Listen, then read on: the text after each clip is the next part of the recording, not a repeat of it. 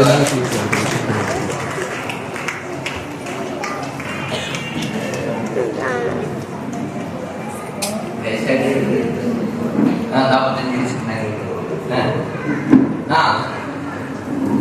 விளக்கமா உள்ளது முன்னாடி அவருக்கு தெரிஞ்சது.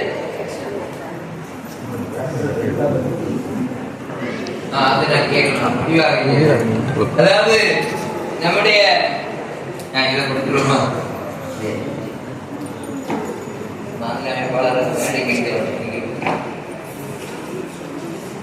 மேற்புறத்தை சார்ந்த விஜயலட்சுமி அவர்களுக்கு திருமண நிதியுதவியாக 25,000 ரூபாய்க்கான காசு மாநில அமைப்பாளர் மேடைக்கு வரணும் சொல்றாரு. மாநில தென் மாநில அமைப்பாளர் சொல்றாரு. என்ன சொல்றது? விஜயலட்சுமி அவர்களுக்கு உதவித்தொகை 25,000 திருமண உதவித்தொகை நம்முடைய மாநில அமைப்பாளர் திருமதி கீதா சுந்தரம் வழங்குவார்கள்.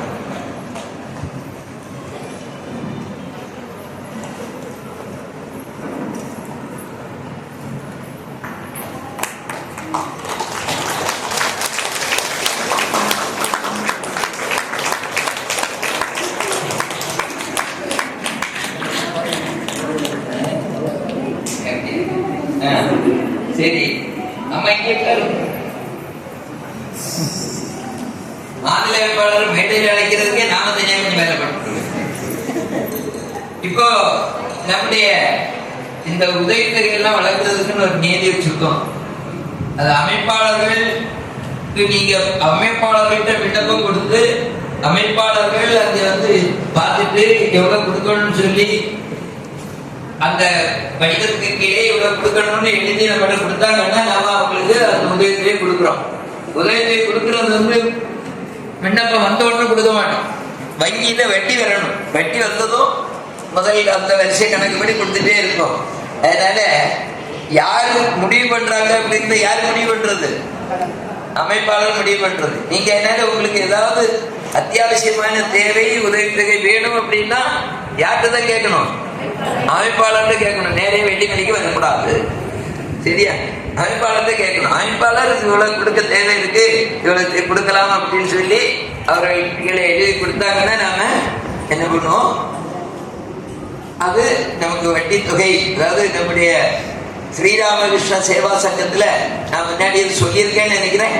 முதல்ல சுவாமியுடைய சமாதிக்கு பிறகு எதி பூஜைக்காக வசூல் பண்ண பணத்துல மீதி வந்த 25,000 போட்டு நாம தொடங்கணும் ஸ்ரீராமகிருஷ்ண சேவா சங்கம்னு. அதுல இருந்து வேற எந்த விதமான செலவுக்கும் பணம் எடுக்க மாட்டோம். உதவித்தொகை கொடுக்கறது மட்டும்தான். அது போக இந்த கட்டடம் ராமகிருஷ்ண சேவா சங்கத்தின் பேர்ல இருக்குது, இந்த கோவில், இந்த மண்டபம். அதனால இந்த மண்டபத்திற்கான மின் கட்டணம் மட்டும் அந்த இதுல இருந்து எடுப்போம். மீதி பூரா உதவி பண்றதுதான். அந்த உதவித்தொகை இப்ப நமக்கு ஏகதேசம் 1.25 கோடிக்கு மேல நிரந்தர வைப்பு நிதியாக இருக்கிறது. அதனால அதுல இருந்து வரக்கூடிய வட்டியை தான் நம்ம கொடுத்துட்டு இருக்கோம். இன்னொன்னு சாமிக்கு கையில இருந்து பணம் செலவு பண்ணி கொடுக்கல. சாமிக்கு எந்த வருமானம் கிடையாது, எந்த வேலையும் பார்க்கல, சும்மா தாபத்து தூங்குற. தனி வருமானம் கிடையாது. அதுல வட்டி வந்ததுன்னா அந்த சேவா சங்கத்தினுடைய வட்டியில இருந்து நம்ம கொடுத்துட்டு இருக்கோம். இப்ப நம்ம பொறுத்தவரையில ஏகதேசம் மாசம் 1 லட்சம் ரூபாய் கொடுக்குற அளவுக்கு நம்மகிட்ட வட்டி வந்துட்டு இருக்கும்னு வச்சுங்களேன். அதனால நீங்க நேரடியா சாமிகிட்ட வந்து சிலர் எதுக்காக சொல்றேன்னா, கொஞ்சம் பேர் வந்து சாமிகிட்ட வந்து கேட்கறாங்க, அழுறாங்க. எனக்கு கொஞ்சம் கஷ்டமா இருக்கு. என்ன நான் முடிவு பண்றது இல்லை, அமைப்பாளர்கள் தான் முடிவு பண்ணுவாங்க. அதனால தயவு செய்து உதவித்தொகையில நேரடியாக இங்க வராதிங்க. உங்க ஆசிரியர் போக்கும் உங்க அமைப்பாளர் போக்கும். சரியா? சரி. இப்போ